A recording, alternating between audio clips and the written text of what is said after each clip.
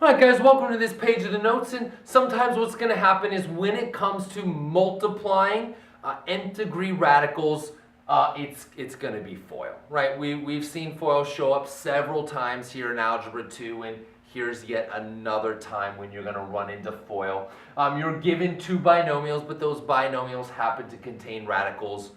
That's okay. Here we go, let's just dive right into this. We know how FOIL works. Let's take a look at it and see how this goes. I'm going to start off by multiplying my first term and FOIL it through there. So here we go. 3 square roots of 5 times 2. Well, you multiply the 3 and the 2 together and you get 6 square roots of 5. Great. 3 square roots of 5 times the square root of 3. Okay, no big deal. Square root of 5, square root of 3, since they're both under a square root, I can multiply the 5 and the 3 together. So I wind up with plus 3 square roots of 15. Awesome. Okay. Then, to finish out the foiling, here we go. Negative 2 square roots of 3 times 2. Well, go ahead and multiply the 2's together and you get minus 4 square roots of 3. And then you have negative 2 square roots of 3 times the square root of 3. Well, square root of 3, square root of 3. I can multiply those guys together. It'd be 3 times 3, which is 9. So I wind up with minus 2 square roots of 9. Okay, let's see if there's any simplifying I can do here. First of all, I see that 9 is a perfect square, so that's going to become a 3. And I'm going to wind up with a negative 2 times 3, which would be a minus 6. Let's do that first. 6 square root of 5. Also, I recognize I can split 15 up into a 5 and a 3. So 3 times the square root of 3 times 5 minus 4 square roots of 3.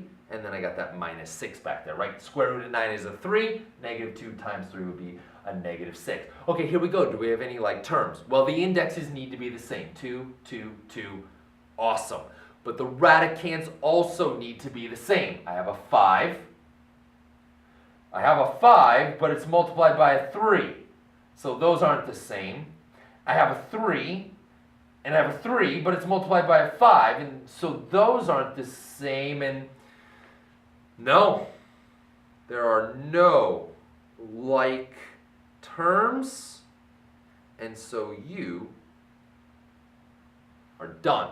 That's the best you can do. And actually, in fact, since it didn't get you anywhere, I would just leave that as the square root of 15. There's no point in rewriting it as the square root of 5 times 3 or the square root of 3 times 5. It didn't help you any. It didn't help you get like terms. So just leave it square root of 15. Hey, let's try another one. All right, we're going to go ahead and FOIL this guy out, see what happens. Here we go. 5 square roots of 3 times 5 square roots of 3. Piece of cake. 5 times 5 is 25. Square root of 3 times the square root of 3. Since they're both square roots, I can multiply the 3's together, and that gets me the square root of 9, which is nice because 9 is a perfect square. Then I'm going to have 5 square roots of 3 times 6. Well, 5 times 6 is going to be 30, so plus 30 square roots of 3. Then I'm going to have a negative 6 times 5 square roots of 3. Well, negative 6 times 5 is a minus 30 square roots of 3. Well, what do you know? Those cancel out. Cuckoo, cuckoo. Love it when that works. Negative 6 times a positive 6 is going to be a minus 36. Well, here we go. 25 times the square root of 9, which is 3. Those guys dropped out. That's a minus 36. 25 times 3 is 75 minus 36. And 75 minus 36 should be a 39, I believe. 39. So there you go. How about that? You had this one up here, which barely simplified at all. Kind of an ugly answer. I know, kind of an ugly answer. So exact same thing down here. You're foiling. It's got radicals, nth degree radicals in it. You wind up just getting a number. Oh, I love it. I love it. The problems are so different. They're like people. Everybody's different. Awesome, awesome, awesome. Foil, let's do it. 4 times the square root of 2 times the square root of 5, well, that's going to wind up being 4 square roots of 10. 4 square roots of 2 times a negative 3, multiply those guys together, so that's going to be minus 12 square roots of 2. Negative 2 square root of 6 square root of 5, I can multiply the 6 and the 5 together, so I have minus 2 square roots of 30. And then I'm going to have plus 6 square roots of 6.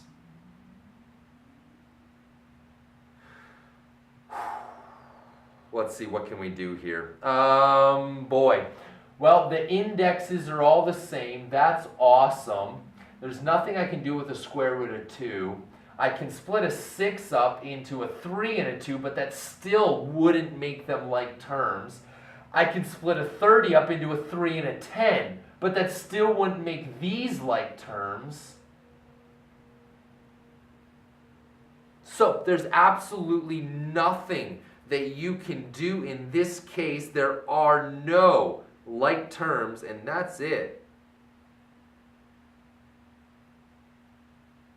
Another one with kind of an ugly answer, but it is what it is. Just because it has an ugly answer doesn't mean it's an ugly problem. And who are we to say it's an ugly answer? It's probably beautiful. Here we go.